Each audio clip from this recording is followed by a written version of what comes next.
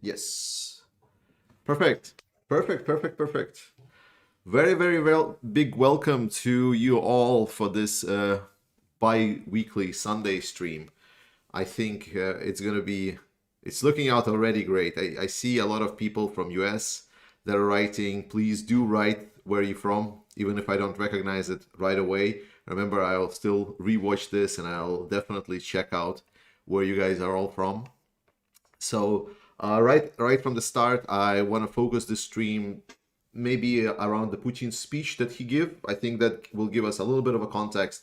But I did review the first stream, and I don't want to focus maybe that much. So we'll kind of watch it together, and I'll give some kind of jokes and some kind of what my thoughts on that.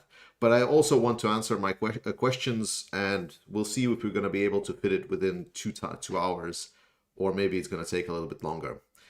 Let us go. I think I'm going to start by just addressing something in chat. It's Brandon Knapp has wrote very interesting things that basically starting a discussion about what do we want and what do I would like to do after the war.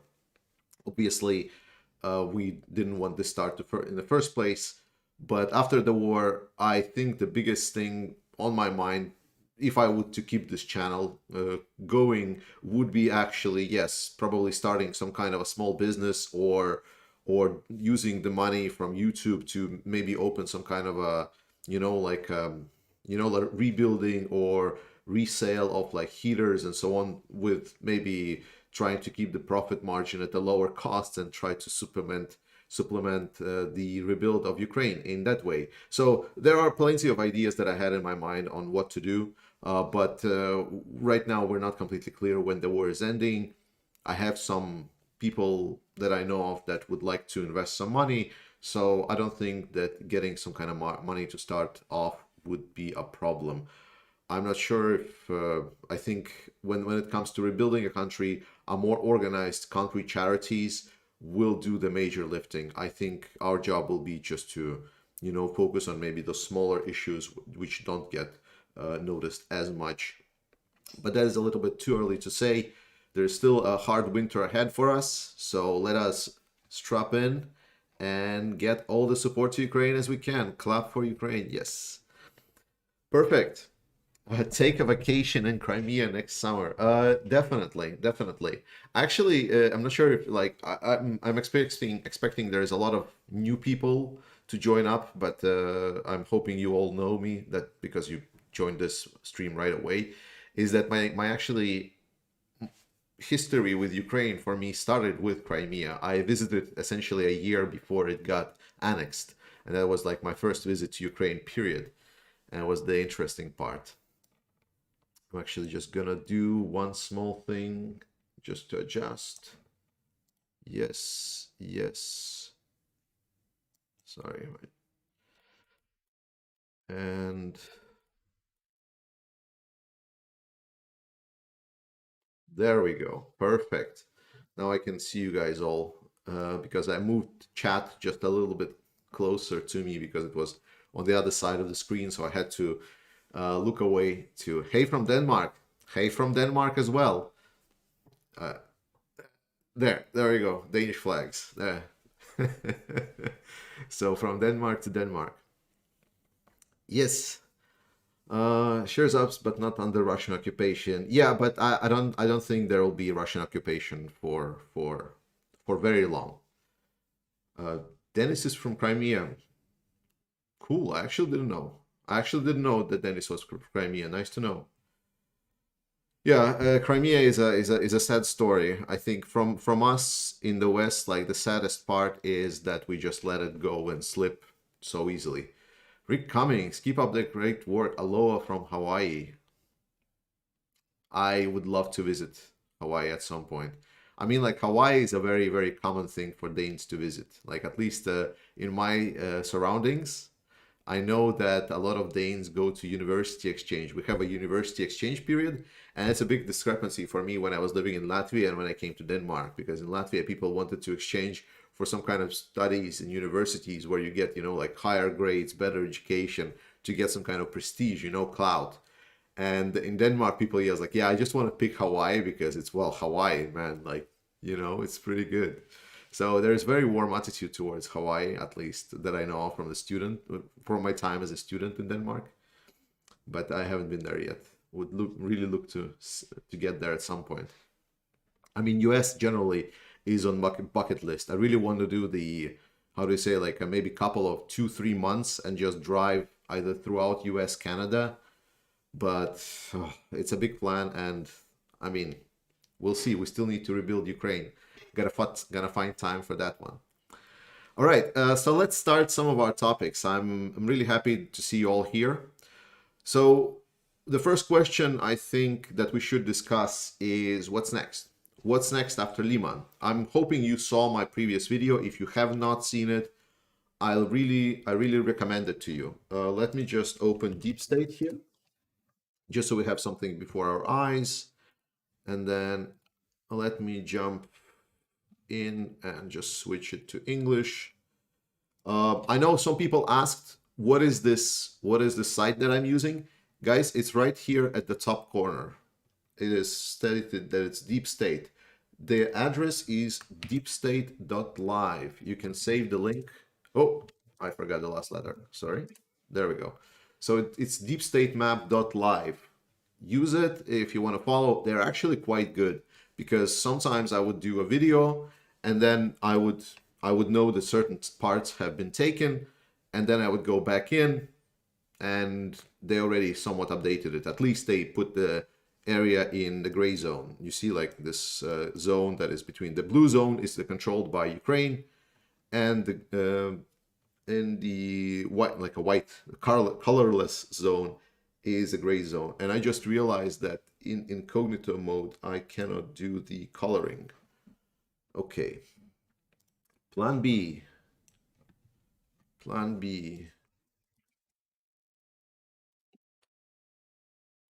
Yeah, it's because you know that I'm using this tool just to write on the map. So, and the incognito mode, just to hide out all the fluff, you know, all the recommendations that I would use for streaming, is just not available. So let me just quickly switch the window. You will not even notice the difference, I think. Whoop, check. Yes, perfect. So now we have the coloring stuff. Is Crimea next? Yes, yes, and no. Um, it is important to understand what Ukraine wants and what Ukraine does. Well, not what Ukraine does, but how Ukraine does things. Because so far it's been quite consistent past the Kharkiv defense. Because I think because the Kharkiv defense worked so great, the Ukrainian command just said, well, if this thing works so well, so why wouldn't we just continue doing the same thing again? And they do. And they do. So importantly, and now it's going to be mad skills of drawing me. So what Ukraine is basically doing, they're separating their forces in. Let's draw historical parallels. So what Ukraine is doing, they're sending first the light cavalry inside of the enemy battle formations, and the light cavalry is just scrambling the enemy forces. They are running around the backline of the enemy, trying to cause chaos. And while the enemy is misjudged, misguided, because this light cavalry is also reporting where the enemy positions is to the command, and then the artillery drops on their heads, that's when the main force of the Ukrainian army comes in. And usually they don't get a lot of very hard resistance. What also Ukraine does is they don't try to fight big cities and towns on like a head-on, like what Russian army does. Hey, Jones, remember, if you're donating, add a question. I would love to answer your questions. So thanks for the donation, but next time I would love to read another questions or something about yourself. I love to know more about you guys as well. So do that. Yes. So basically, in the cavalry, in this case, Ukraine is using like Humvees. They're using infantry fighting vehicles, APCs. So basically something that moves really fast and that can just penetrate the enemy lines, mostly It's actually Humvees with like Browning, like an old shitty machine gun. Well, that's not shitty, but the old machine gun of Browning that was just sent from US and so on. And then just they drive in, they drive around the backline of the enemy, because backline of the Russian forces is the problem. So they just find places where they can just go in over the fields and so on. They start causing mayhem, report where the positions are of the Russians. Then there's some kind of APCs come in, they bind them into the combat, and then the actual pounding starts. And this has shown itself to be flawlessly. But this is also something that explains, for example, someone asked, like, well, why is there such a weird discrepancy? For example, you say something is reported, but then we don't see it, like we don't see a flag or anything. Because very often there will be, like, you know, Ukrainian forces noted in this village, or Ukrainian forces noted in this village, or Ukrainian forces noted in this village. But it would be just a forward group. Like the main battle forces have not, for example, yet reached that area, and it's still a preparation phase. So it's not always that these villages are taken. Sometimes they are, because the panic is actually quite strong with Ukrainian assault units this way, and many weaker positions they are literally able to overrun. I'm pretty sure most of you have seen the videos where like people just fire. They also need Abrams or Leopard tanks. Yes, because at some point Russian forces are going to get consolidated enough, and there's going to be too many of them, so they will need actual hard firepower with the proper armor to go through. So this tactics is good because it's working. It's working really good. Yeah, M2 gang strong. Yeah, I is strong. So that's why I was corrected myself. That said that it was shitty. I take that back. It's a very good machine gun, but just kind of old. So in that sense, like when we're talking about the bigger settlements, like for example, the most coming one is Borova. We know that Ukraine now secured Liman, and they want to continue their advance towards Svatove over here. So we know they're going to be, obviously, by just looking at the map right now, you already see where it's coming from. So it's going to come this way. Now that they took Zarishny Liman, they're going to come around along this road and then up. And obviously, this will mean that the Borova at some point get essentially encircled. And they don't even need to fight for Borova. Maximum what they can do is they can send some of the forces to tie them into the combat, so they don't have the easy escape. But to be honest, Ukrainians don't even need to fight for Borova, despite all of the apparent how do you say, positioning of it, because there is a big town that is quite close to the river. It would be nice to hold. Okay, let me answer some of the question. Okay. Hi, thank you for your efforts with this channel. Very much appreciated. Do you see any changes, US strategies as winter approaches? Slava Ukraini. Yeah, winter, like the only, like winter campaign. A lot of people think that it's not possible to fight in winter. That is wrong. I'm actually going to switch. That is wrong. All of the major analysts are saying it's quite fine to fight the winter. Winter is only gives a problem because it's a more resource consuming effort. Like starting, for example, spring-summer campaign is less resource consuming than starting a winter campaign. But if you're already into the war, then you just continue. It's actually harder right now to fight for Ukraine because they have this rain season. And right now, a lot of the roads are turned into mud. During winter, all of that solidifies, and that allows you to utilize a lot more angles of attack and advancements. The problem is only to supply fuel for the vehicles, to supply heating material for personnel, and to supply the clothing and food. We know that food is not really an issue. It's going to be the same supply.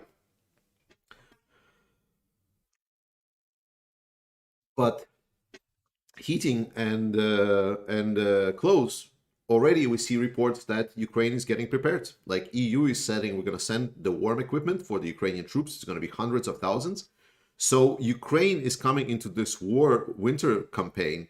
I am not sure where this came from. That like, oh, if it's winter, then it's like a no-go. It's gonna obviously let's small adjustment. If it's a heavy snow, oh my god, what's wrong? If it's heavy snow, then yes, that will be a little bit of an issue. But overall, at least in the last couple of years, there has been very varied winters. So there might not be a winter with a lot of snow. There might be a winter where it's just cold and there is like no, like, you know, like 2, 3, 4, 5 meter snow heaps to go through, but rather there are just a very nice solid ground that Ukraine can fight on. This will also, for example, allow easier crossing of some of the rivers, like smaller ones, obviously. I'm not talking about something like Dnipro frozen over. That's probably impossible. Slava Ukraini, good work. Yes, good work. So I don't think there's going to be a big change. I think Ukraine is going to come into this war more prepared to the winter campaign.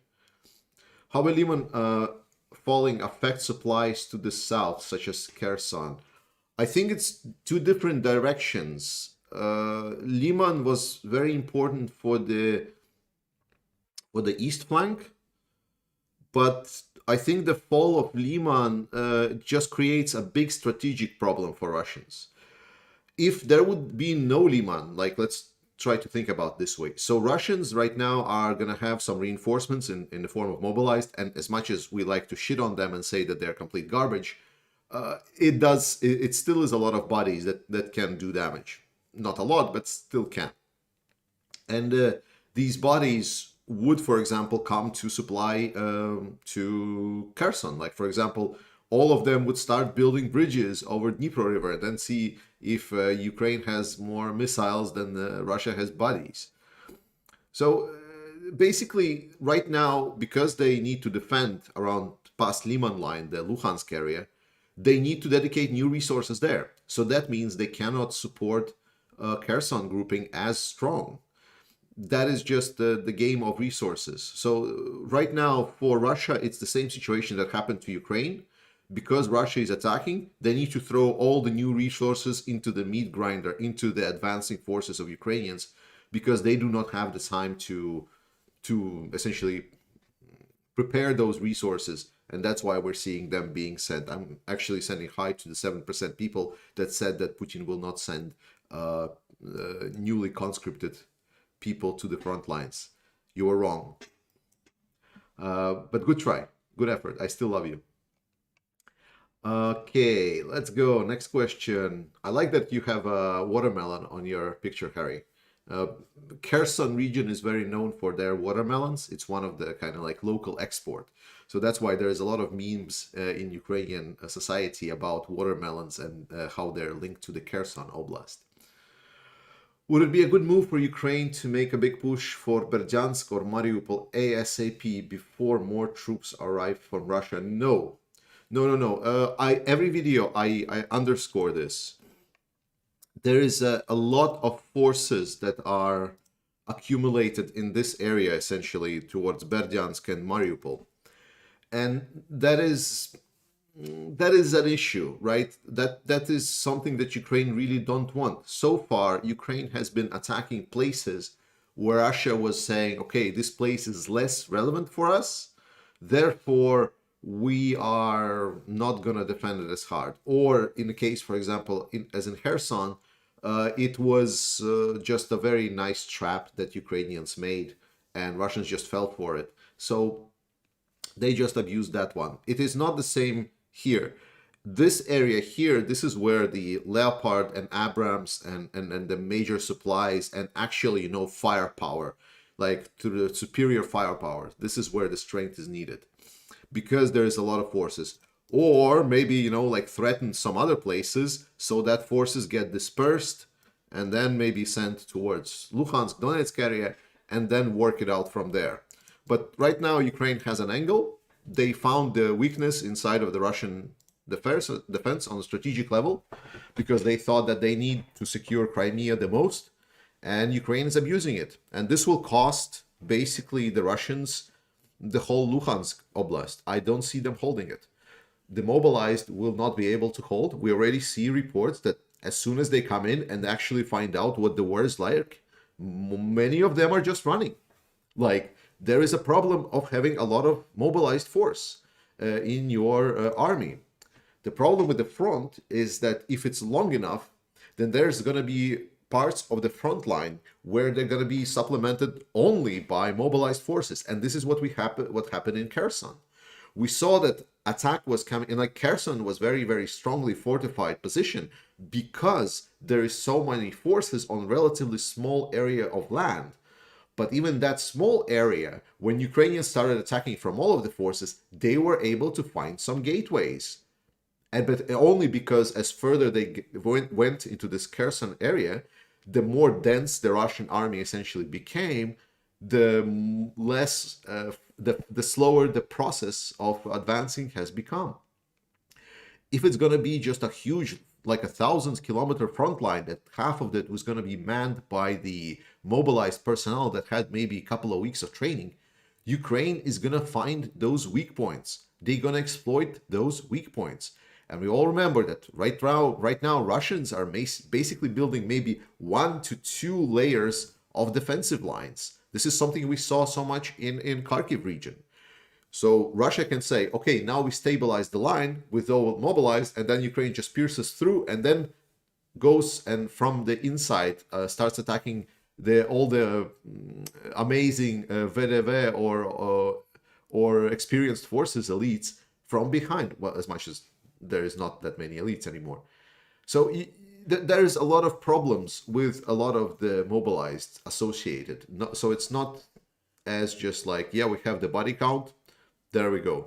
That's the same, like, I think there was like, I read some stupid comment from a troll today that's just said that, well, you know, Russia has 25 million. Like the funny part is that they did it on the video where I talked about why the Russian army is shit. And I told about like that there is no 25 million reserves that Russia can pull from. So that's the key point from there. It's like the Russia, whatever it lied about its military, it was mostly a lie. And Russia doesn't really have a lot of good reserves. So they maybe can get like a 200,000-300,000, maybe 400,000-500,000. Okay, let's give it 1 million people, even if they can get it through their systems. And people estimated that right now Russian mobilization system is able to process and very, very, very slowly process about 120,000 people per month. That's their capacity of the mobilization system in Russia right now. Of course, it's going to increase a little bit, little by little, but 120,000 per month is what the Russia essentially can output right now with the proper training. Obviously, if they just dress them up, give them 2 days refresher and send to the front lines, firstly, that's not going to be any kind of major troops. And secondly, it's very wasteful. So obviously, the strategy here is to just meat grind the personnel. But the problem is that we already see that in this war, it is not the quantity that is literally winning. It's not the quantity. Like, let's put it this way. It's metal versus flesh. So Russia is right now saying, okay, we have the metal, now we just need more flesh. So they're throwing in more flesh. But Ukraine is getting more metal and more in better metal. So they're getting better weapon systems. They get better precision systems. They get more of those systems. And actually, I'm going to use this to answer a question from Patreon, just because this was about this topic. And the question was, what weapons should Ukrainians receive to counter the mobilization, and what is the chance they get everything they need? It was a question from Zonk72. And the answer to that is, I think the range of weapons that Ukraine got is quite good. I think they just need more of it. Like, for example, M777 howitzers, really good. Get 400 more. HIMARS systems, really good. Get 20, 30 more. Then we get into the APCs. M113, fine. Get 400-500 more. That is the question that we're having. So right now, as a European army, like for us, sending to Ukraine 50 APCs is a major achievement. Like 50 APCs for any European army is quite a lot. But Ukraine needs about 2,000 of them. Obviously, they now capture a lot from Russians. But I mean the point here. 18 HIMARS to be delivered after 2 years. Like they've been ordered to be built and they put on the line. It was made mostly as a signal. So yeah. So yes. So what I'm saying is that Ukraine just needs more of it. We're delivering really good stuff. We already see how this stuff is changing the attitude of the war. Like Russians are shitting themselves when you speak about HIMARS. I will put you in a perspective. HIMARS came in, I think, 1st of July was the first HIMARS, or at least start of July. And since then, there was not a single confirmed hit on the HIMARS or M270 systems. That is mind-blowing. Russia, a supposed superpower, fucking take on the NATO. All of the military bloggers screaming themselves in the pants when they think about the conflict of Russia against the NATO. And then Russia's army is getting completely obliterated by a couple of trucks with rockets. That is how bad the Russian army is in one sentence.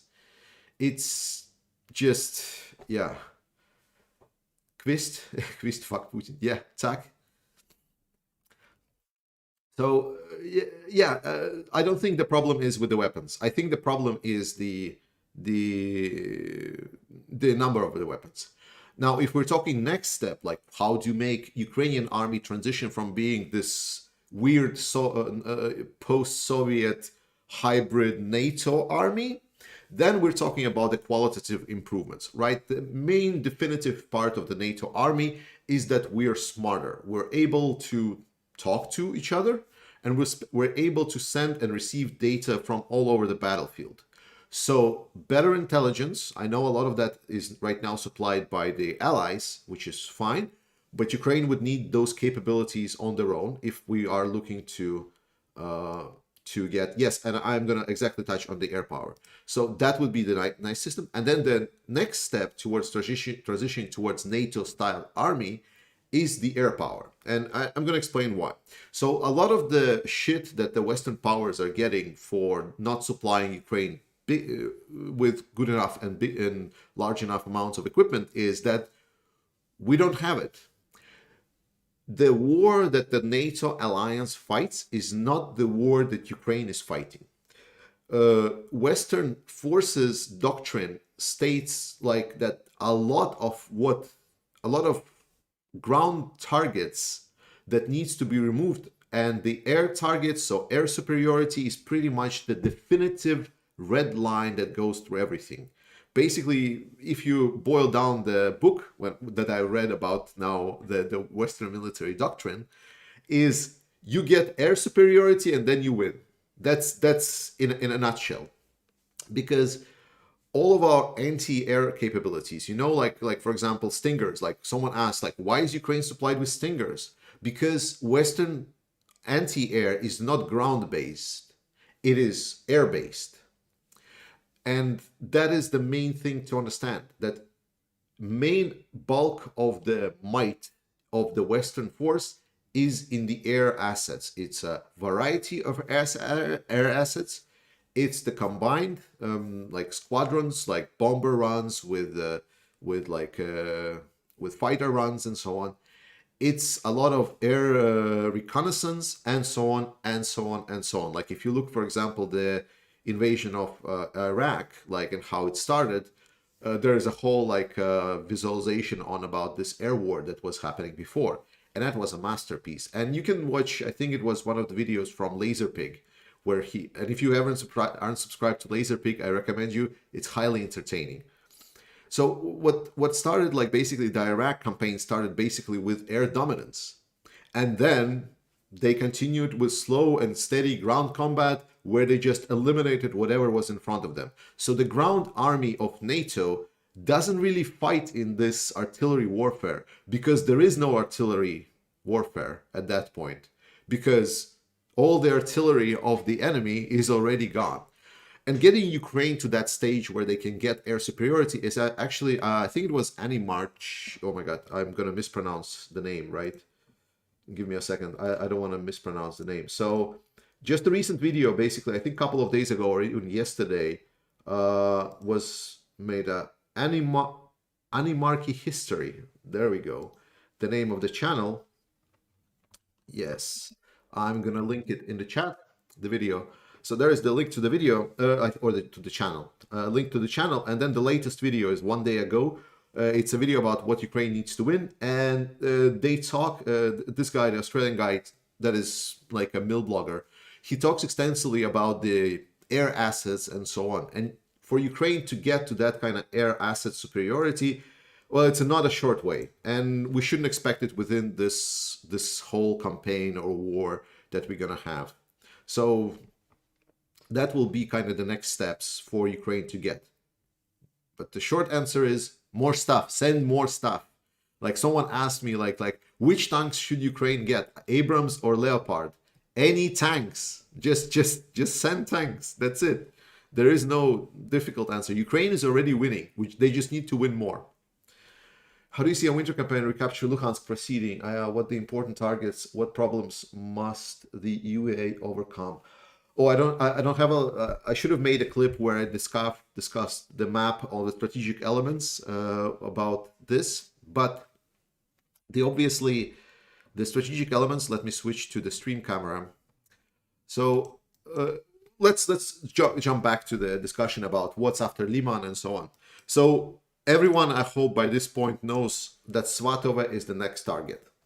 And there is Kremina. And Kremina is already under heavy attack. Like for the couple of days, they reported the artillery preparation has started.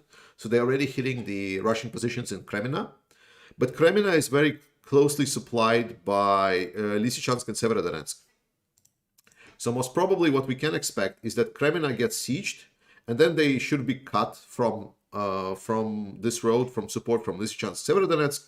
And well, this road is already not fully controlled by the Russians. So that road already partially is controlled by the Ukrainians, and Russians are reporting it. So the assault towards Svatove has already begun.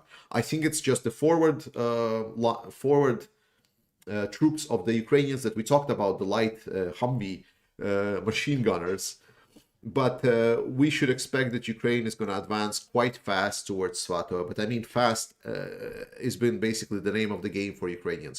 Like they were able to take essentially this whole Liman part, this whole thing, when they started advancing through Karovy Yar here. And this was about 10 days ago. So within 10 days, they were basically able to cut out the whole of the Russian defense line. That is enormously fast. Like, I'll remind you that Russia is still trying to advance towards Bakhmut. Still, I'll remind you that Russia still does not control this last small bit of Pisky village. That is how bad the Russian army is. We are over 200 something days in the war. An apparent superpower has grinded itself down to inability to do anything. They are completely ruined. Their system is completely ruining them. But I already talked about this. Watch the video about why the Russian army is shit. That's the good one. So obviously Svatove. Obviously that's the key access point. And then from Svatove, it's Starobilsk, and then a little bit to the north, there is Troitske. So this is the triangle that Ukraine needs to get to basically remove any kind of strategic value from the region for the Russians, right? If Russia does not control this triangle, that's it. Luhansk North is lost for the Russians. Because after that, obviously, Ukraine can still liberate. They maybe will want to exit towards the country borders, but if we're talking the strategic importance and significance for this northern part of Luhansk, that is this triangle, and it's relevant to control it. Now, after it's done, if we just look and let's put it down, we know there is a big agglomeration here of Severodonetsk, Lysychansk, Kremina, Rubizhne, which is like a gateway to Severodonetsk. Then there is Alchevsk, Luhansk, and obviously this line here, which is the defense line of 2014 to 2022, where they had the reinforced positions. And we know that there is a lot of reinforced positions, and now with the mobilization, they're actually going to have people to put in those positions to actually hold the line. That is basically where the line is. So if we assume that Ukraine takes Svatove, Ukraine takes Starobilsk, that pretty much takes over the whole North Lugansk area. And then they will advance using the roads. And this is for the winter campaign. Like the name of the game for the winter campaign is the... Oh my God. Oh my God. There's so many. Can I block people here? No, I cannot block people. Oh no. Oh wait, no, I can.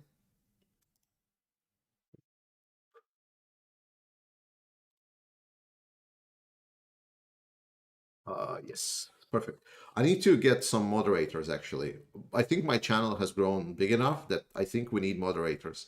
I will ask probably on the community site when we're gonna talk. Yeah, I need a moderator. Again, like guys, whoever is new to my channel, my Twitter handle describes as best. I am an accidental YouTuber. I was not expecting that I will become a YouTuber. This was not a plan. I was just starting to make some videos for some of my friends that just wanted to understand the situation in Ukraine. And that's pretty much how I'm addressing everything. I'm just continuing to explain simply what's the situation around Ukraine, and that's it. So, and apparently people like it, and you like it, and I found myself now as a YouTuber position. There we go. You need about 10 mods for 1K viewers. Yeah, probably. Oh, by the way, 1,000 viewers. Holy shit. Wow. Wow. Right. Anyway, back to the important stuff. Ukraine. Ukraine is important. Why? Because Ukraine matters. So I think this northern part of Lugansk will come, and then there is going to be some kind of a stop, some kind of a stop around the old demarcation line that they have been using since 2014 to 2022. And then how Ukraine will pass this line is going to be a big question. I think this line is well studied by Ukrainians because I think they knew all of the positions there, which are good, which are bad. So it's not completely clear. But the point is that this line is very, very, very, very close to Luhansk. It's very, very close to Luhansk. But what we already know about Ukrainians, they do not fight straight on. So I don't expect Ukrainians to just roll in, and try to storm Luhansk. Like, Luhansk is huge. It's a huge, huge city. So Ukraine will try to get the encirclement of the city somehow. And then it's going to be dependent on like how do they do it. The good news is that if you can see that this line is going over the river and coming to the winter, we discussed what? We discussed that if the rivers get frozen, it might be easier for Ukrainians to cross this. So this is the place where actually the timing wise, Ukraine can actually be very insignificant advantage because ability to cross that river would be very nice. Very, very nice.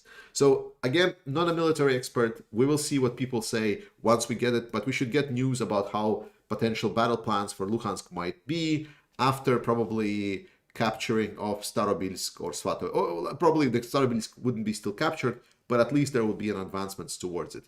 That is how the Luhansk area is going to play out. So they will advance faster east in Luhansk Oblast, then peel down south. But you answered my question while typing. Yeah, probably. So the south part, again, like Ukrainians want advancing in Luhansk is because it's a lowest priority for the Russians. Because they thought it's like, okay, we can send our like a third grade troops to defend it. And Ukrainians are not stupid. They're seeing this weakness and they're abusing the weakness. Because the major concentration of troops is south side, Kherson, and like roughly stating Donetsk area, but not really. That is the point. So Ukraine is just abusing where Russia is the weakest, and they're doing a great job. They're like after fall of Liman, guys. If you haven't read Russian media, I know now with translation systems and so on, anyone with any level of knowledge of the language can actually follow the situation in the Russian like channels, and oh my God, they are at each other's throats. Like couple more of victories for Ukraine like this, with the key points falling, like Svatove, like Starobilsk, and oh, they're gonna start tearing each other apart, right? Like, so Kadyrov already jumped like one of the army generals that was in defense, that was manning the defense of Liman. They are having an infighting, knowing who's good, who's bad, and so on. Yeah, don't watch too much Russian propaganda. It needs a specific state of mind. Just remember that like they lie to you all the time. You always need to have this table that's saying, don't watch it, don't read it too much, but just believe me that they are completely in disarray. They want blood. So the biggest news from Kherson is actually that there was small advancements around this line. Oh, so there was reports with proofs that Zolota Balka has been taken, and Russians reported that Shevchenkivka was taken as well. So about 7 to 10 kilometer dent in the Russian line in this direction. But again, Kherson is not going to be a fast war. This is going to be an attrition warfare. They're going to attrition the shit out of the Kherson. And there's a potential that this will go even into winter campaign. Because why it's going to be important in winter? I told you why. Because winter demands more resources. And if you're in a position where getting resources is hard, that makes things worse for you. So Kherson is very slow. There is always good news. Like every time Russians don't break out or start moving the troops out through underwater passages, I don't know what they're thinking about. So if they don't find any way how they can get troops out unharmed, then Kherson is a disaster for them. Right now, Kherson is doing its job. There is a lot of battle-capable troops that are trapped in Kherson, and they are not participating in defense of any lines. Greetings from California. Greetings to you, sir, too. So some people asked, well, what really happened in Liman? Why did, like, this is probably something that gets my blood boiled the most, is the armchair warlording. You know, it's like, Ukrainians executed this great maneuver. They encircled Liman, they trapped them, they attacked at the same time Zarishne, both from south, both from north, and then they're fighting. And then there's like Russians sending all these reinforcement that just gets, you know, into combat, that gets demolished. And then some of the Russian forces just get into the trucks, and with all this battle raging, they go through the city, and then they're able to escape. And then people go into the chat and say like, well, Ukrainians shouldn't let them escape. You know, like, why would they let them escape? This is something that I just cannot, like, this just gets my... And, oh, is there... Guys, I got a small hiccup. Tell me if the stream is alive or not. I hope it is alive.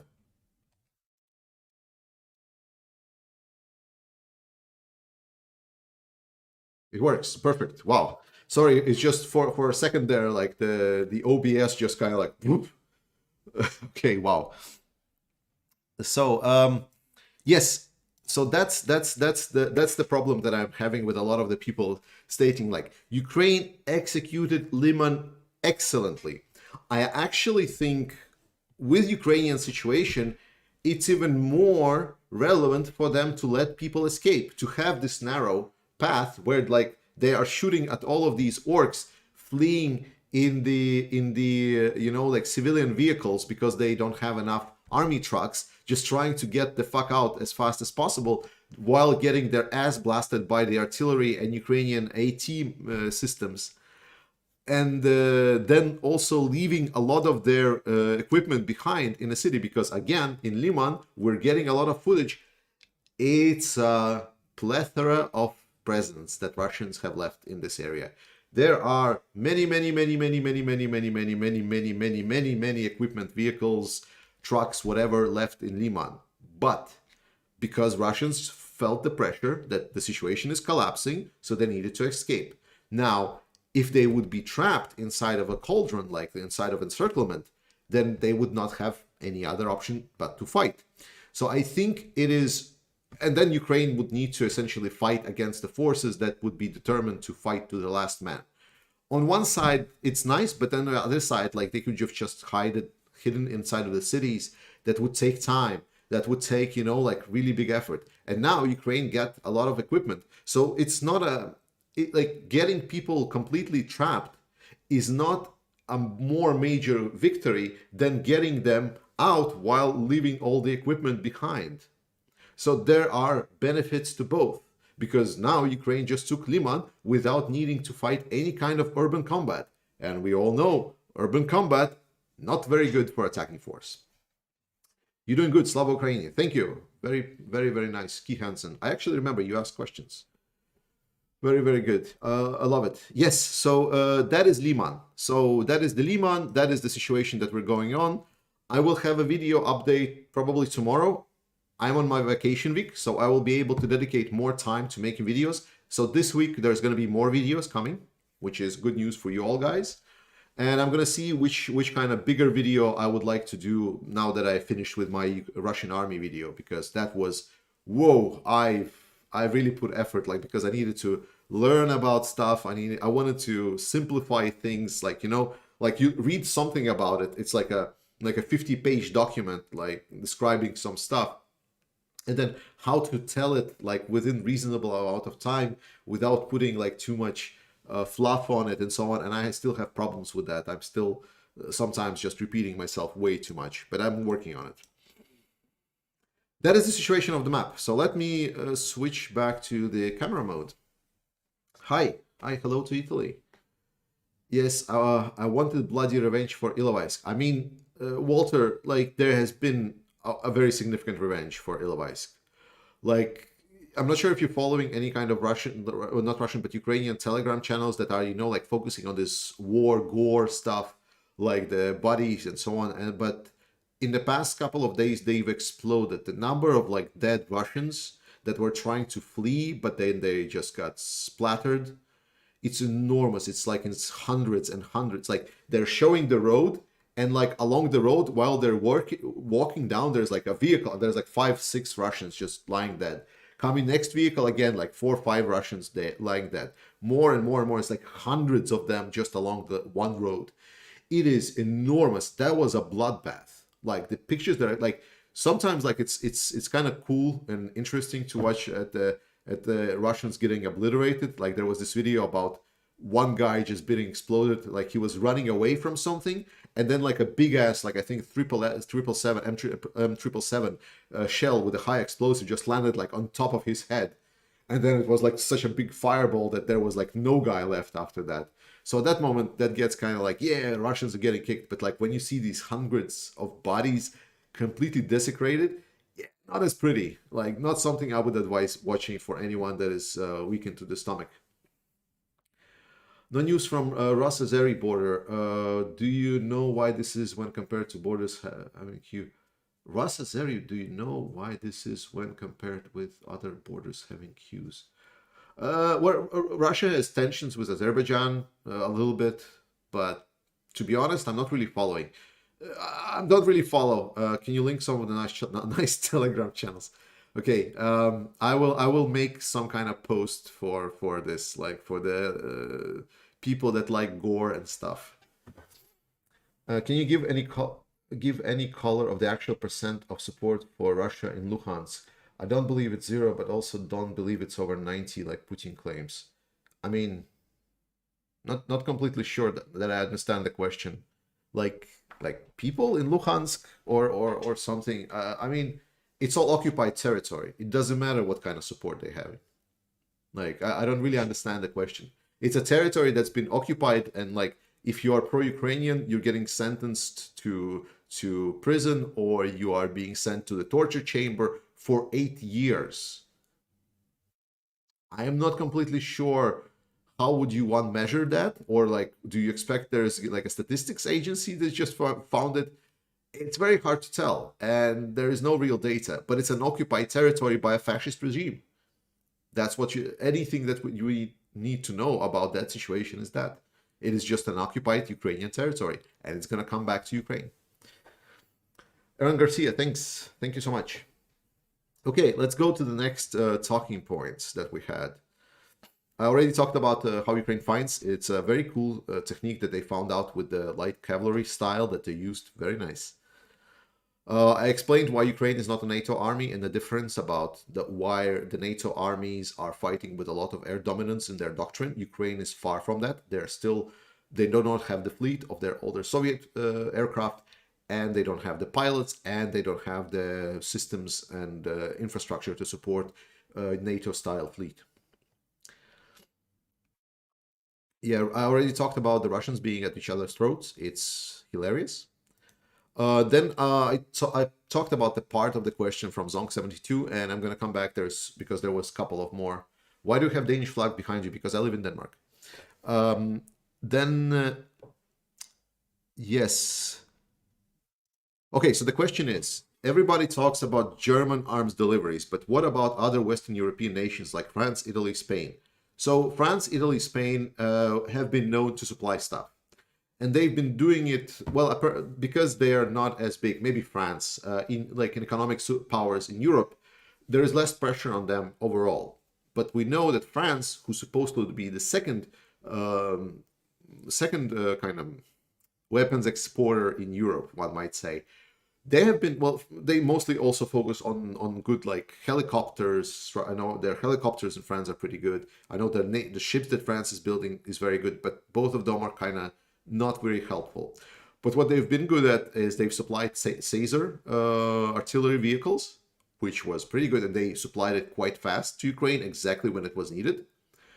Then there was, we also know that some of the weapons, French-made weapons, have appeared in Ukraine. They were never expressly said that they have been delivered. Like APCs, there's also like, I think like some vehicles that was also otherwise French-made. They've been delivered to Ukraine, though it never appeared on the paper. So we know that France is supplying Ukraine with weapons. It's just they're not stating out loud that they're doing so. The biggest critique for Germany is that when the war started, Germany, supposedly #1 economy in the EU, made a lot of promises. They promised like billions in weapons and arms supply for Ukraine. However, as the time progressed, there started appearing first the dragging of the feet to supply some of these weapons. So like getting Germany to supply some kind of missile systems like the M270s.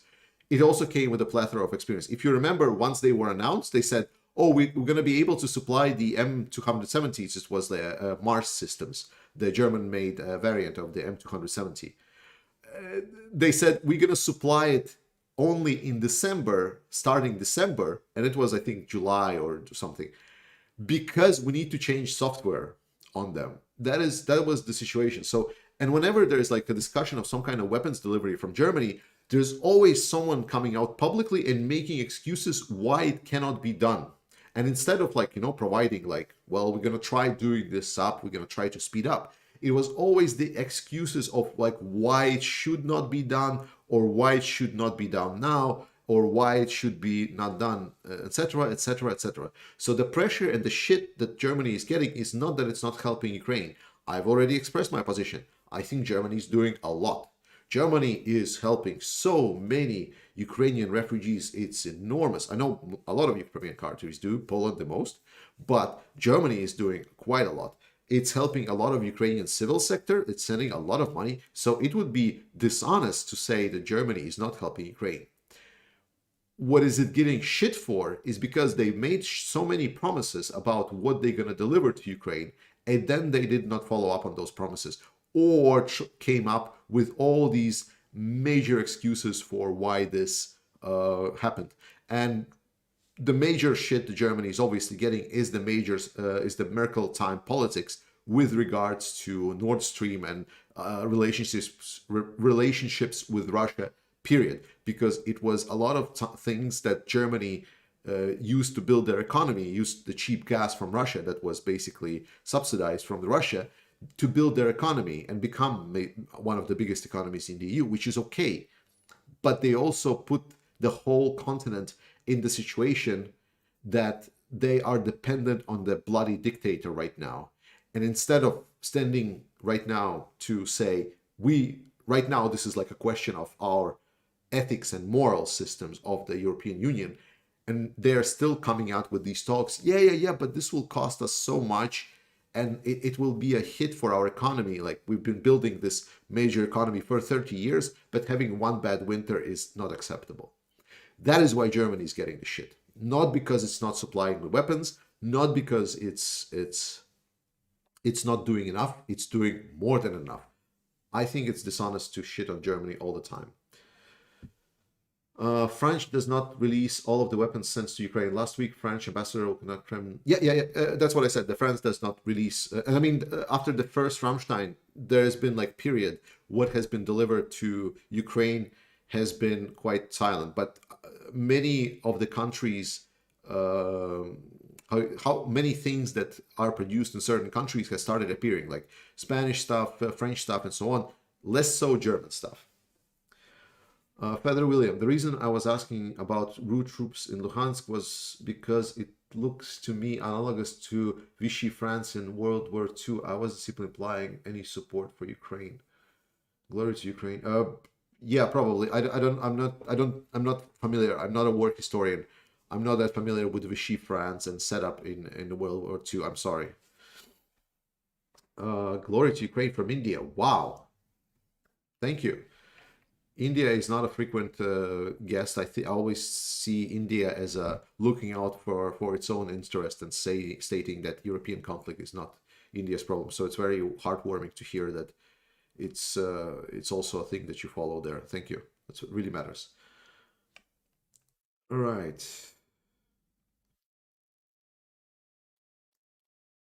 Can anyone speak to if there will be a change in types of equipments through Lend Lease or just more of the same? I already told, like, I think the variation that we're having with the weapons sent to Ukraine is fine. We just need more of it, or more advanced weaponry, like something that will increase capabilities of Ukraine. But I don't think there is a lot of the things that Ukraine is missing right now to win. All right. Then the next part of the question was German. Now that the Russia is mobilizing, will there also be mobilizing efforts on the Ukrainian side? Ukrainian command said that right now they don't see a reason why to. And I think that this comes down to that there has not been like a manpower shortage in Ukrainian army. I think the biggest bottleneck was always the equipment shortage. And I think they have a very good and trained battle reserve if they need to. And with the resources, especially that the allies are providing in training of new personnel, will mean that Ukraine can quite quickly train more people if they need to. I don't think that right now it's the issue. Russian system mobilization still hasn't surfaced as a provider of significant advantage for Russia. Most of it, this is something I talked about why Russian army is shit video, is that there to put plainly, for mobilization to give resources to the Russian army, first some resources need to be put into it to get processed. Russia doesn't want to do it. They are actually, like, it's so dumb. So they're not only mobilizing things, and they're using then the conscription system to process these mobilized people. They're also not canceling their own yearly conscription plans. So they're beyond the mobilization. They will also have different conscription, and that's a problem because that's different bureaucracy that goes in there. So there is different kind of paperwork needs to be filled, whether a person is a conscript or a mobilized person. It's a shit show. Russia is showing just how unprepared the system was for this great mobilization. And people, I know that BBC, I think it was BBC or Washington Post, that made a research on that Russia was preparing to mobilize, but that all that preparation was basically on paper, not really in action. We see that the whole system is completely overwhelmed and cannot handle itself anymore.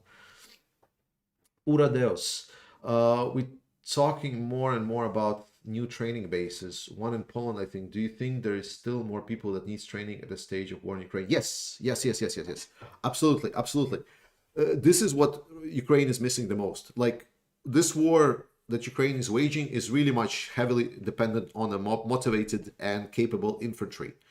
The more capable infantry that is able to storm cities, that is able to go into fights, that is able to coordinate fast there are in Ukraine, the better it is. The problem of the mobilized, another thing of the Russians, that they might be quite okay in a defensive position. This is what happened with the Ukrainian territory defense units. It's not going to be too hard, to get in the big building and learn how to operate an RPG without blowing yourself up, roughly speaking. But it's a completely different story when you say, okay, now we need to take that settlement. We need you to coordinate with like 5 different other units. And then when there's like special command and like, how do you understand the situation and how do you read the situation? How do you understand when your assault is failing, etc., etc., etc. There's a lot more things that a lot of the military bloggers can tell you about why is it hard to actually have a capable stormtroopers. And I'm not explaining about the Star Wars stormtroopers. I mean the troopers that can storm cities or bases or whatsoever.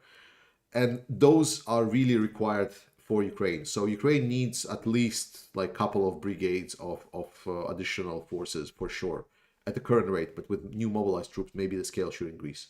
So potentially. Problem with USA tanks is that they're too heavy for Ukrainian bridges. I've heard this. I call bullshit. Sorry.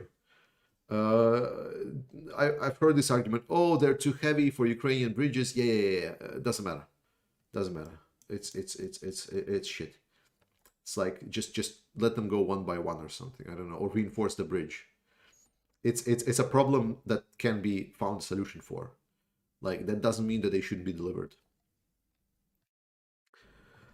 Thank you for your work. Is there something one can do besides donating cash? There was an IT computer support group as far as I know. Any ideas of what can one do? Okay, support for Ukraine. Very good. Very, very good questions. Firstly, watch this channel. Like video, subscribe, ring a bell, whatever. Everything like this helps. So like if you watch an ad or just watch the video and so on, some of that money will flow into the channel and then I will send it over to Ukraine. So that will be already indirect donation. Secondly, you can always help refugees. Ukrainians have fled to pretty much most of the countries in the Western Hemisphere. So there's always ability to help refugees.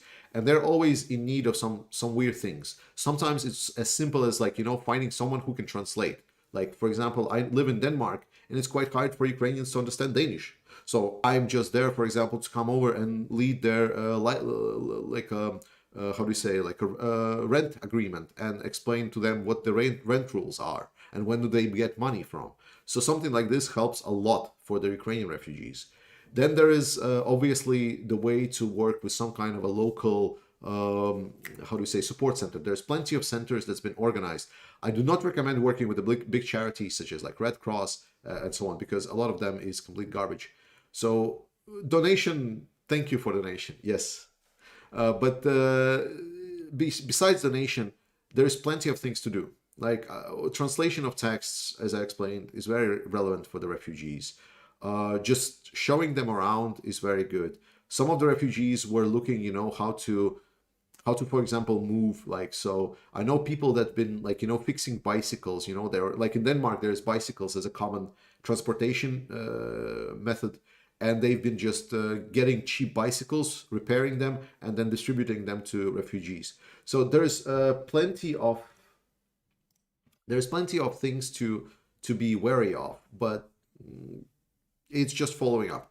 I recommend like obviously a lot of that is happening in some kind of boomer groups. So Facebook, as much as I don't like Facebook, there's plenty of Facebook groups that do it.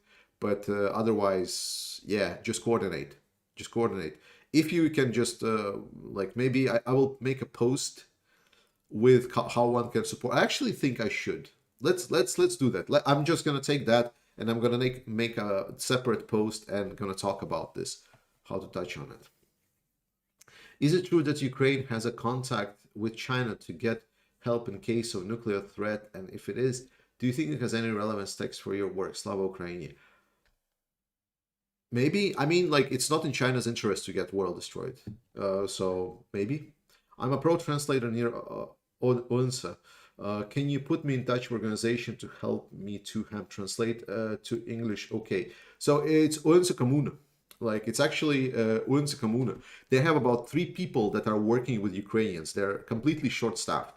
So like when there was like a whole plethora, there was like about 2,000 people I think that came to Unse, and in Unse they really were struggling to get people to work. So they have just barely a couple of people that are working with this, and not everyone was really helpful because the main language is English, but not all of the Ukrainians speak very good English. And sometimes it was very hard for them to communicate, especially when you consider Danglish and Ukrainian English together. It's you need a mediator for sure. So let's talk about nuclear because you touched upon it. So, and I gotta say, I did a oopsie. I completely misdelivered my message in the last video. Like I thought I was quite clear, but then people started saying is like, hey, why are you raising all this panic?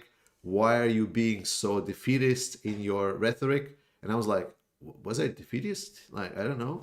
Because some people apparently understood that what I meant by the fact that I consider that there's a maybe at some point a very small chance that there is a potential nuclear use of the Russian nukes, and we should be aware of what nukes are and how to potentially survive them if something happens. Someone thought that I'm promoting the fact that the Third World War is coming and we should be all afraid and so on. That was never my intention. Never, never, never. What I want to underscore and wanted to underscore is there is a very slim chance that Putin will use nukes. Before I said he would not use it because it was never there, but he more and more puts himself in a position that he would be almost like, required almost to use it. So in that sense, I said, okay, now there is this sliver of a chance. And I said as a possible, but I guess that was too high of a grade. So it's a very, very little slim chance. Now, the problem with using nukes is obviously that there is no small level nuke use, right? Most of the analysts that I've heard, they were like describing, so whenever there's like the tactical nuke, let's understand tactical and strategic nuclears. That's important because sometimes people think nukes and that's it. Like everything goes black, the world explodes, nothing happens. So there is the tactical nuke and then there's the strategic nuclear missiles. And I'm gonna simplify things a lot because I'm a layman. And the tactical nuke in the Russian military, it's a shell. It's a shell with some kind of nuclear load in it. So it's an explosive shell that just makes a very big explosion and radiation. That's the tactical nuclear missile. So it's something that you load inside of the artillery and then it shoots essentially like 30, 40 kilometers in front. That does not have a very big explosion. That explosion, to put a comparison, we've seen pictures from Mariupol. Well, Mariupol looked like that it received about half, like 24 of these nuclear explosions on Mariupol. Like the city of Mariupol, how it looks is if it would be sent about like 20 or so these tactical nukes towards it. That's how it was bombed. So basically the city wiped. So a tactical nuclear missile was essentially thought about as a tool to use in combat when a major group of advancing forces are coming towards you. Then you fire a tactical nuclear missile and then you counterattack into appeared appeared opening, and then you go in and then you break the enemy attacking line or something, or defensive line. This is not how Ukraine is fighting. Ukraine is fighting a lot more guerrilla tactics. So they don't have a lot of these army forces to be concentrated. And if it's going attacking force, again, first attacking force is the Ukrainian fast moving force. So then again, you cannot really hit them that easily. Now, that tactical nuke can also be delivered, obviously, by missiles. And then yes, it can hit cities and so on. But again, it's not as powerful. Like it's just the one missile. To destroy a city the size of, like, I don't know, Kyiv, you would need like 100 of these guys, like to level the city. And then we come down to the second part, which is the strategic nuclear missiles. Now, those are bad because those are like doomsday weapon. The problem with them is that there is eyes on every single one that Russia has. They have both the radiation that's coming out of them, like there's also satellites that are major like location sites.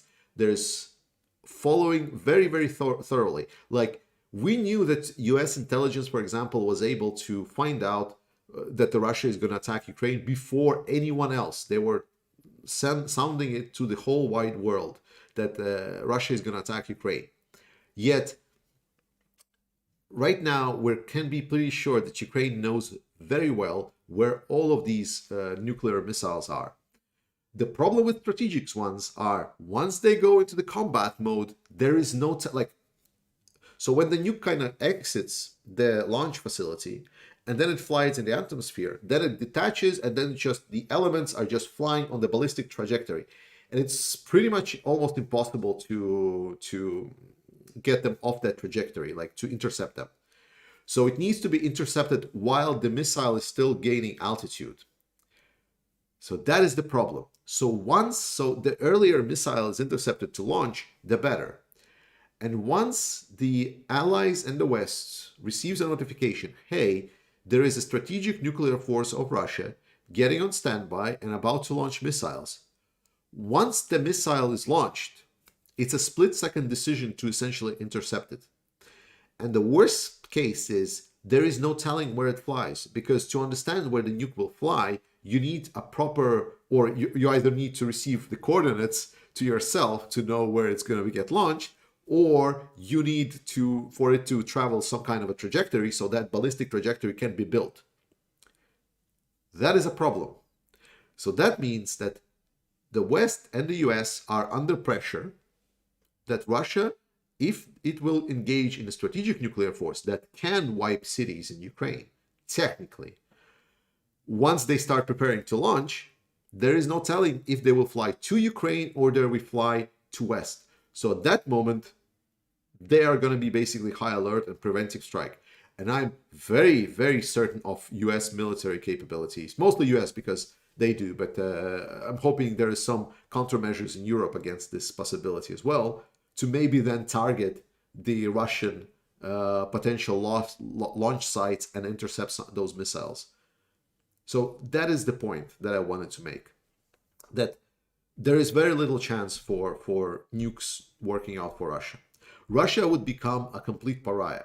So the only nuke they can kind of use in Ukraine that would make sense and that would just be complete, like it would be ending for Russia. Russia would end is if they use tactical nuclear weapons, and then they would be used in Ukraine and it would be a lot smaller explosion, right? And then if for some random idea Russia would decide to bomb Europe, like Poland, I don't know, Denmark, whatever, then it would be maybe like a missiles with tactical nuclear weapons. The strategic ones would not even set off. Russia would be over before that happens. Long rant, but I'm happy that I can clarify for it. So don't worry, it's all fine. US strong, the West is strong. We're gonna kick some Vatnik ass. It's gonna be great. Okay, when pro-murder failed, the best time to troll them is now. Yes. Create any pseudo propaganda to mock them. Yes. And watch them watch them on high all the time. Slava Ukraine. Yes.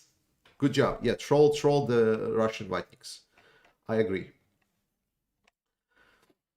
Okay. Oh my God. Oh, I think my chat died. I don't believe that there is no chat messages. No, there it is. Do you think Russia will resort to carpet bombing? It already did. Like, have you not been following? Russia has been bombing cities, like civilian blocks, since the start of the war, like with the carpet bombing. It was like literally day 2. They were starting bombing cities. Like they are doing, like right now, it's not a question of like if Russia will do certain war crime. They pretty much did the whole list already, except maybe for nukes. Russia is doing so much war crimes that at this point we already got almost desensitized. We almost stopped caring about just how many war crimes they're doing. Like the list is just that long. Carpet bombing is like, ha, I do it on Tuesdays. You know, that's the level that Russia is in. Russia is torturing, killing, raping, like I mean everything. Like even UN made a report on that. It's available. Just Google UN report Russia like war crimes or something. I think they mostly covered Bucha, but it's just crazy. Using planes like to that's a different question. Like carpet bombing on planes, snakker du dansk? Ja, jeg kan tale dansk.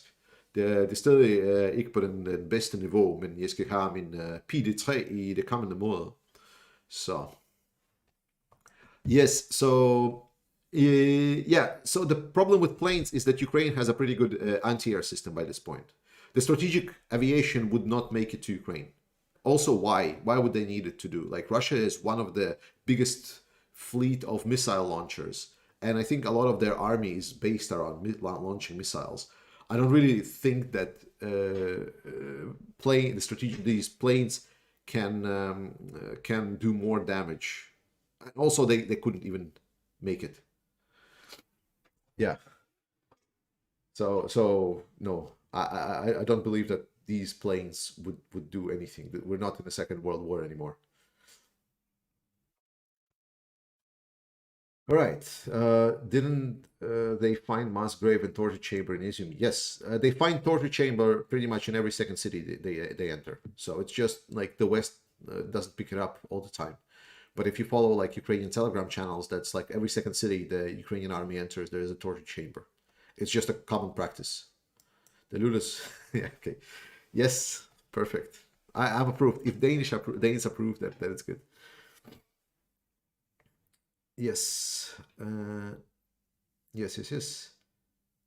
Yeah, EMP, like with EMP guys. So the problem with EMP and nukes is that EMP is such a small problem when nukes blows up that it doesn't matter on itself. That was basically the physicist's conclusion. I was studying actually this question. It's like one of those questions that I studied while procrastinating while doing my statistics exam. It's like, well, I wonder why we don't have EMP systems. And then it's like, oh, because like if nuke does EMP, then like it doesn't matter because there's a big fireball that destroys everything anyway. So who cares about EMP? How many orc prisoners in Liman? Right now, not counted for, but many. Many. Okay, next questions. Let's go. Yes. So Grizi Vasyuk is asking, what political or power factions in Russia should we keep an eye on when it comes time for Putin deposement and the new Russian government potentially sues for peace, similar to what happened in 1917, so the Russian Revolution? Yes, so, this is the question. This is the hard question. I think here we go into our Western hopeful mentality, right? We really want to hope for the future. We really want the Russian population to stand up against Putin, to drop the chains of oppression. It's the argument that, like, yes, we hope that the Russians will overthrow Putin. But the truth is, there is no big supported power that is right now in Russia that is in any position to take over the power once the Putin falls. Right now, the closest thing would be the far right parties, so like complete like Nazis that basically are on their Telegram channel, essentially calling and posting up lists on how to execute Ukrainian POWs without anyone noticing. So that's the level of essentially the second most popular power that can come up in Russia after Putin. And that's the unfortunate truth. So as much as we want it will be to be liberal democracy, we should treat Russia less of an European state and look more towards like an African warlords. You know, there's been for a long time a lot of parts of the Africa that's been plagued by the warlords. where they were ruling certain parts because they had the military power, and then they were overthrown by someone else with a bigger military power, for example. That's basically the Russia. Russia is a cosplay country. They're cosplaying as a European state. They are not actually. They are more akin to the worst of the African warlords, to be honest. It's only because they also got super rich on their oil money that was flowing to the EU, and because they got a lot of really nice utilities flowing from EU to Russia, like washing machines that they could have bought before attacking Ukraine. So that is the actual truth of Russia. Yeah, Russia never outgrew the Mongols. Yeah, precisely. Russia never kind of moved away from that. They really wanted to try, but that all ended up being more of a cosplay. So it's the same thing. They are pretending to be. This is a pretend country. So, and that's the unfortunate truth. That is the definite unfortunate truth. There is a very small, like a small layer of the Russian that really wanted to be like Europe, like the layer of paint. That is where all the Russian culture, all of the references to the Russian like ballet school and so on. But then ballet school, you say, oh, Russian ballet school is so beautiful. But when you start studying, oh, how does the Russian ballet work? You find out it's an almost slave-like regime where the sports people, or the sports, but the artistic people are essentially getting physical punishment that are alternating their bodies just so they can perform the tasks better. Or when you look at the Russian, figure skating. Oh, figure skating, amazing, so beautiful. Yeah, and then you read out on like the fact that they will need to go on like the chemical procedures, the training regiment that basically makes sure that like whenever like to put any sports person under so much pressure that they have like no life of their own, that like even worse than some of the Korean idols have it. And more importantly, if they have any kind of fracture or just a trauma, they get completely tossed out. That is the level of the Russian culture. It's a layer of paint that we're really nice to look at and appreciate. Just don't look deeper. Yes, so, and this is what we're having. We believe that whatever we saw in this facade of Russia is exactly what is there. So we wanted to see that the population in Russia is this freedom-loving, democracy-loving, oppressed people by Putin and his KGB. But the truth is that they're happily buying into this propaganda. The truth is that the biggest Russian opposition is explaining that, like, well, it's all of the fault of the Europeans right now that Russia is sending the mobilized to the front lines, because Europeans are not granting them free access to all of the European countries and support to them from all of the sides. Blaming of the shit, like completely not taking any responsibility for it. That is the state that Russia in. Right now, the Navalny, which is supposedly the biggest opposition leader in Russia, his reach is maybe 5 to 7% of the Russians. Max 15. Like 15 is like the best year ever.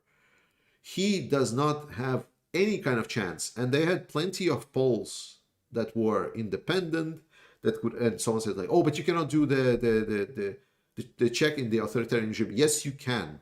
It's not going to be accurate, but it can show you general tendencies.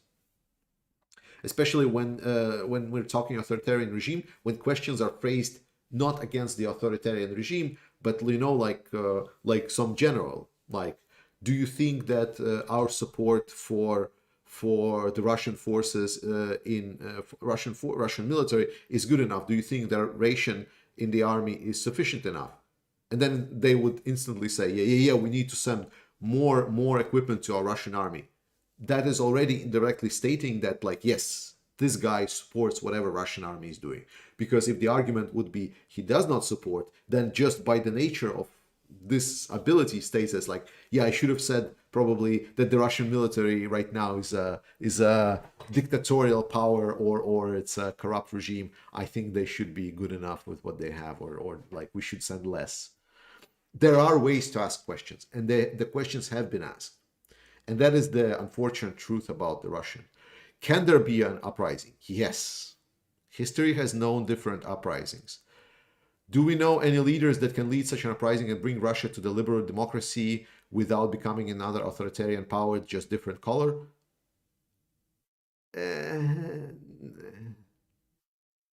Unfortunately, there is no answer to that.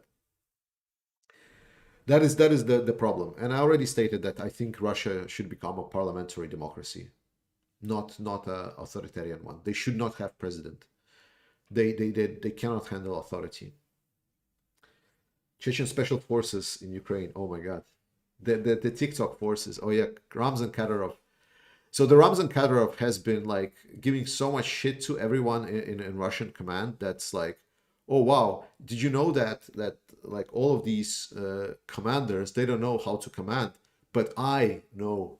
Yet he never was in the front line. Remember, this was the guy that faked that he went to Ukraine when Russia was encircling Kiev. So he made a photo shoot somewhere in Russia and then posted like, hey, me on the front lines with the guys. That's the same guy. That's the same guy. So what do you think of Maxim Katz? Sorry to be off topic. Maxim Katz? Okay, I'll answer your question with a quote. Like, I know people have been giving me shit, but thankfully I don't need to give shit. I just need to open Twitter. And basically, it's because like his tweet was so short yet so understandable. And I'm actually going to show you just to understand who Maxim Katz is. Let's go. Okay, can I open this here? Just give me a second. Oh, I actually can switch maybe to.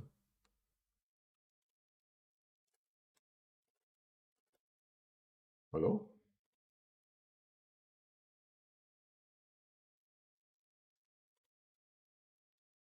Mm-hmm. And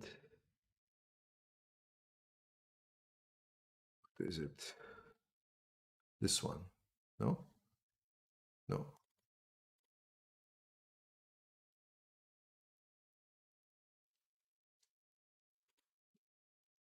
Okay. Okay.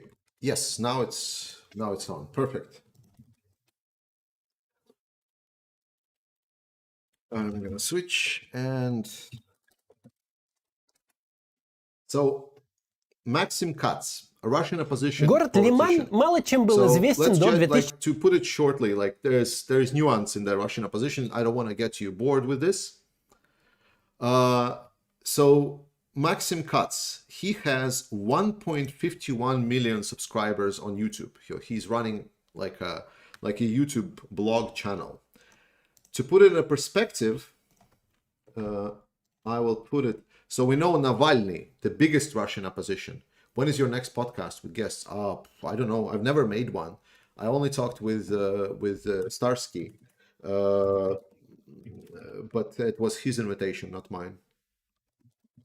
I don't think I make for a very entertaining guest partner, just because, like, you know, it's more interesting when someone with expertise comes to your podcast, and I don't really have any expertise. Всем привет, я Антон So this is Пикули, и Navalny's это channel. шоу «Что они делают в Supposedly сети» the с Антоном biggest Пикули. Даже не знаю, oppositioner как бы in представить Russia. вам злодея... Sorry, audio in desktop. I don't hear because I'm without headphones.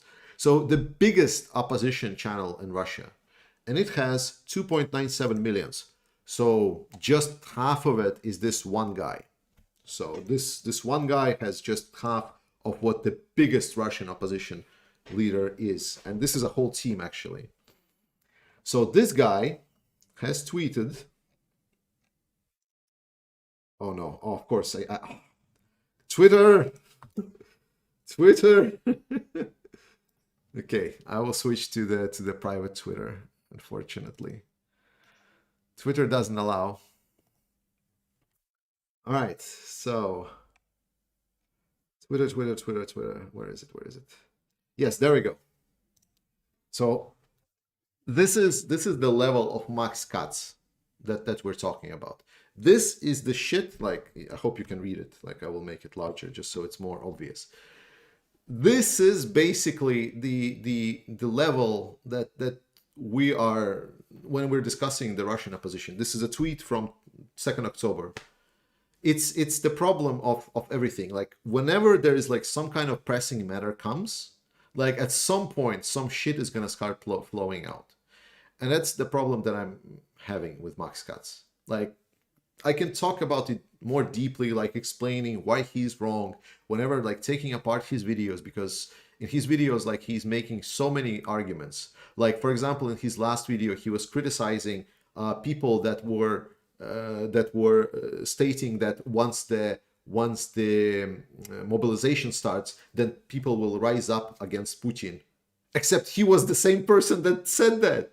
Like, in his like videos about like 3-4 months before, he said that. And then he's like critiquing in the video that's later, oh, it's like, oh, all those stupid people that thought that the people would rise up. It's just hilarious. So I'm sorry, but I have no trust in the Russian opposition. No trust at all, period. So we need to be strong on the West. We need to believe in the best negotiator that Ukraine has to the Russians, which is the armed forces of Ukraine. That is the biggest, our best option to negotiate with Russia. Anna from Ukraine. Oh, like Anna from Ukraine, I love her streams. Like, she's really amazing. I would really love to speak with her at some point. She's like becoming quickly super popular. Like every how do you say, every stream or something just invites her, but people love her. And I mean, like, I know why, because like she's very heartwarming and a very nice person. Like, I really appreciate for what she does on YouTube and generally speaking, like, she's a very honest person as well. Jake Bro, I would love to go on Jake Bro's stream if he would invite me, but he decided to talk with a lot of Russians right now. He made a post stating that he wants to talk with many like Russian bloggers right now. I don't really fit the Russian blogger criteria.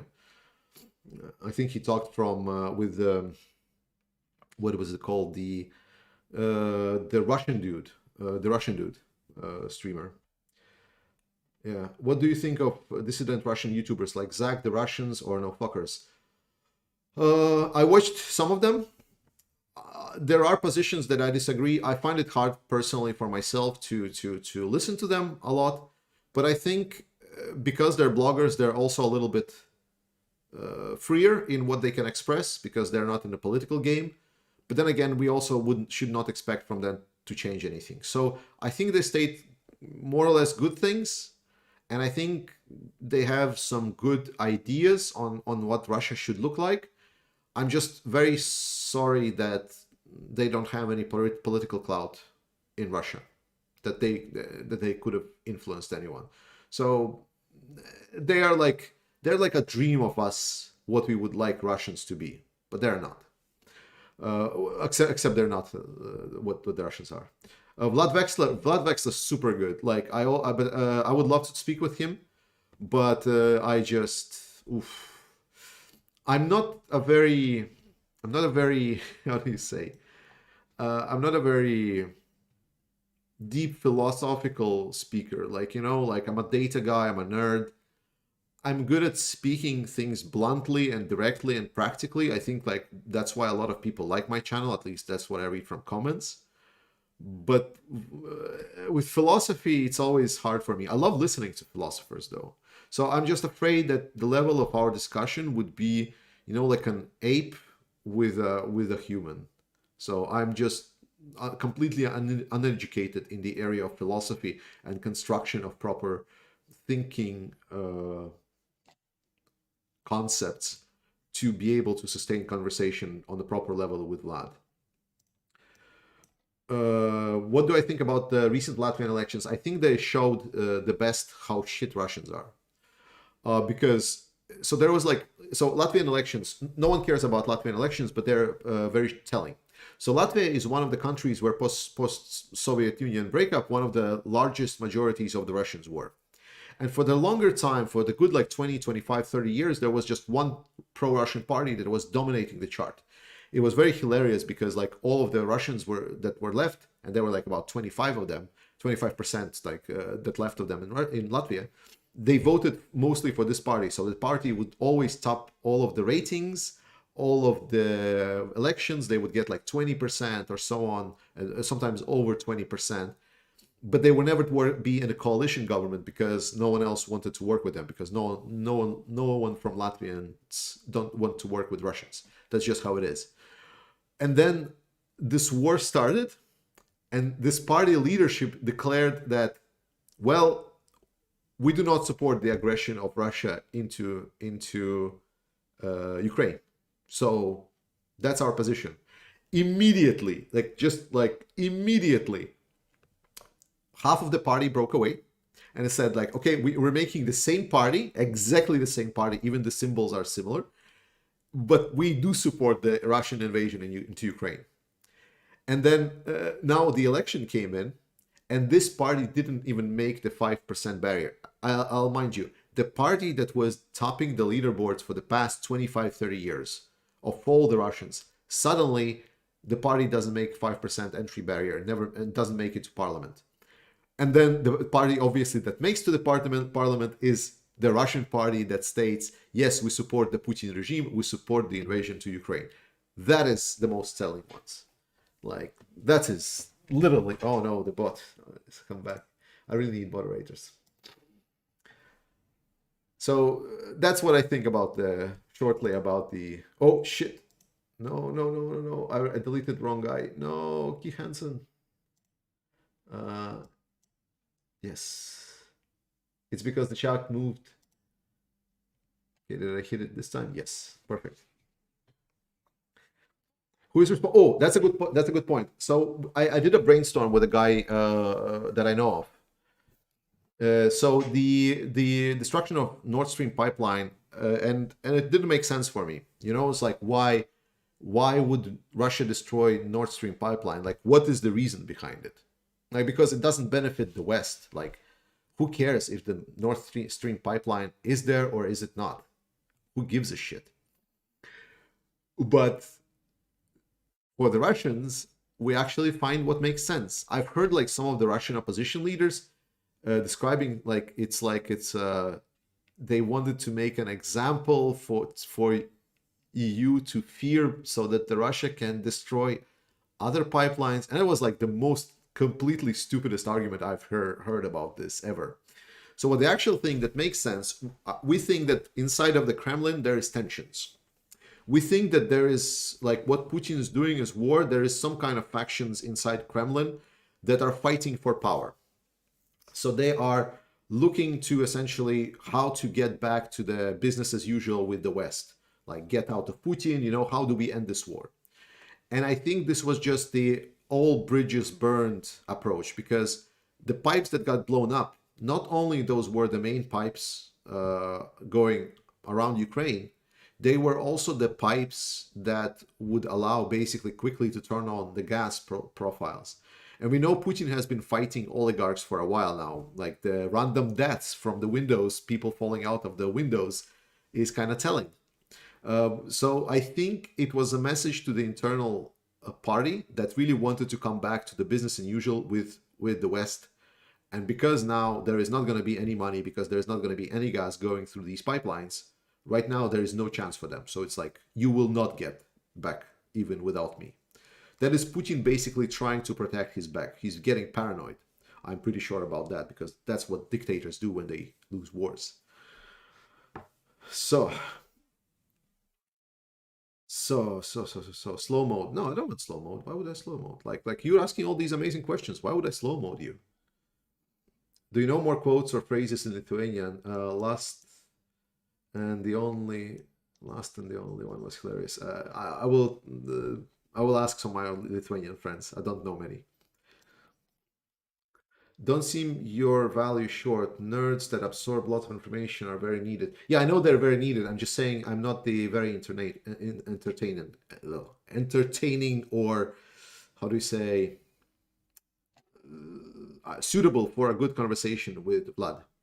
So it's not, I don't mind. I know that I'm needed. Like, that's why I'm having the job. That's why I'm able to run this channel non-profit, because I'm getting paid at my job for what I do.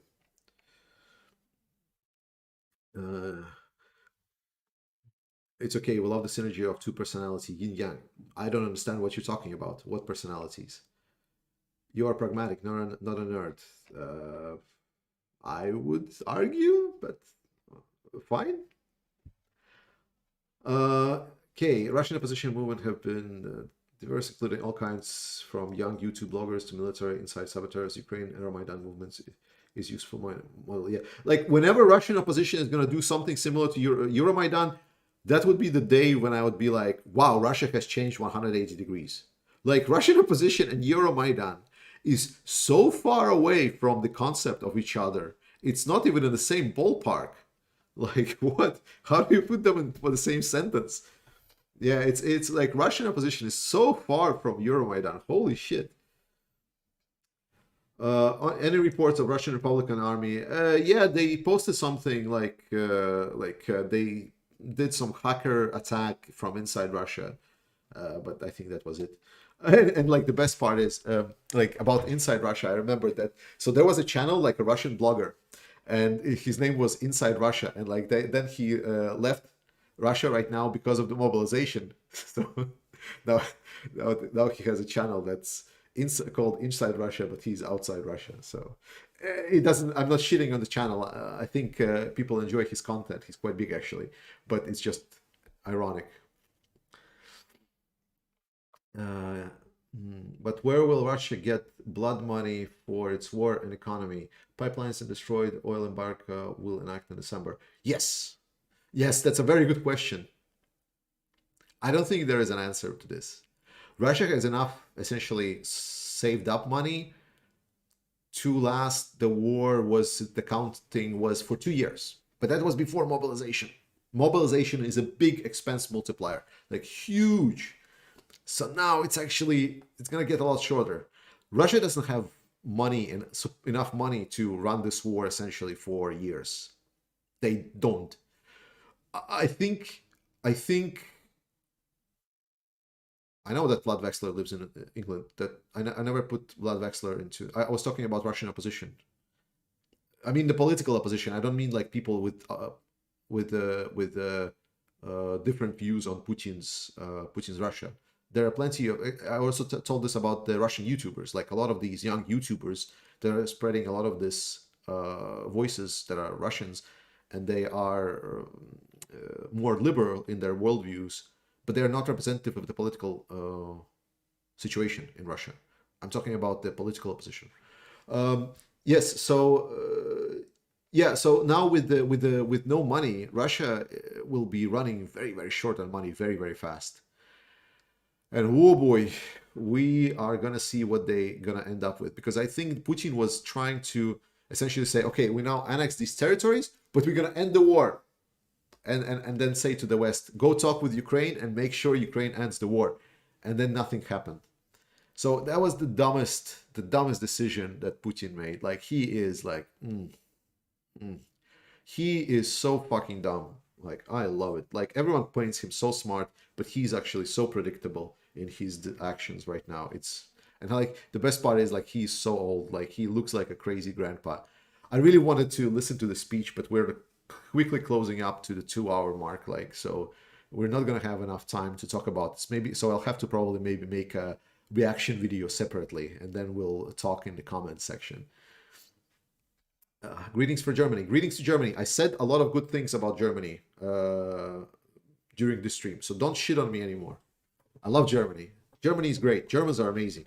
I love European Union. I love democracy. I love people that know what they stand up for. I love that we can disagree and then we can understand that, yes, but we all love freedom and human life and value of the human life.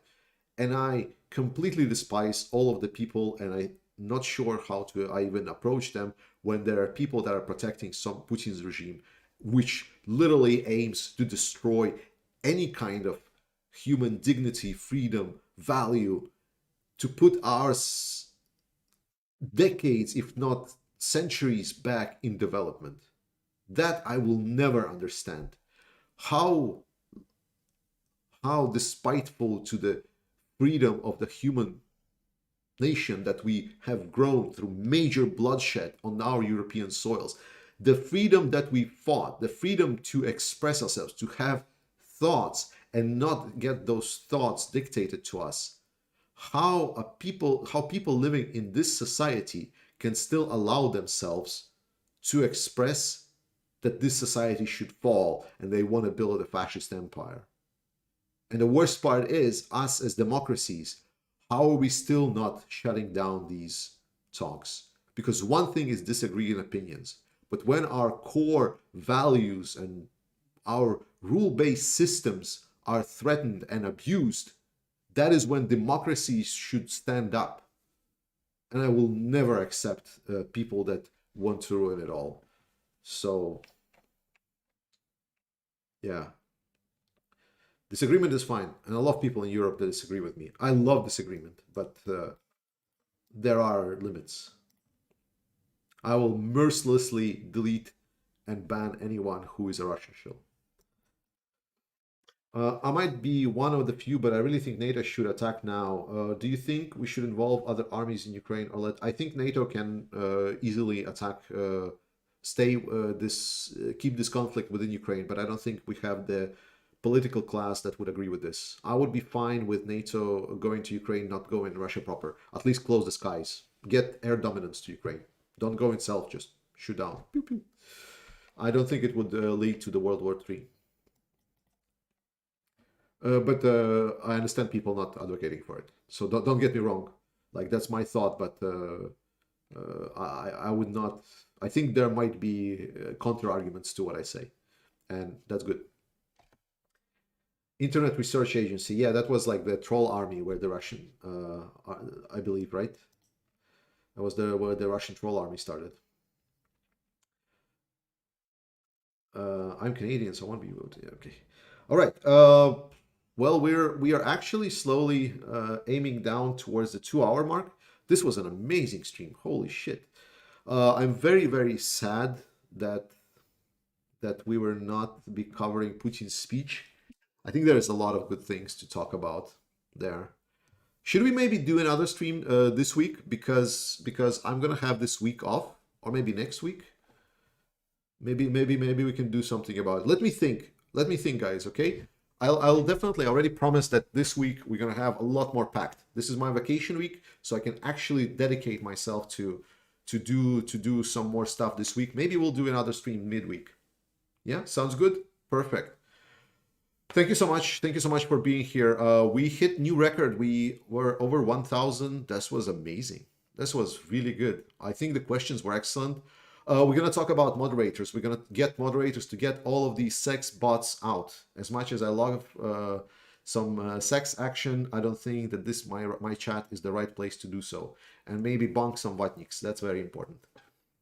Maybe make a video about Putin's speech in the concert, as well as later when he actually signed the annexation documents. I mean, the documents themselves doesn't matter. Like, it's like discussing Putin's speech is because it's so dumb. Like, because in his speech, like, he's talking about all of the weird stuff. He's like talking about how transgender people are in crouching to Russia and trying to break Russia, that they are responsible for the colonialism, and it was actually the Anglo-Saxons that blew up the Nord Stream pipeline. It's just an amazing topic to talk about, but it's a complete entertainment. Like, there is no practical value in it. The guy is completely gone. Like, he's so far from reality. Slava Ukraini, guys. Love you so much. See you next time.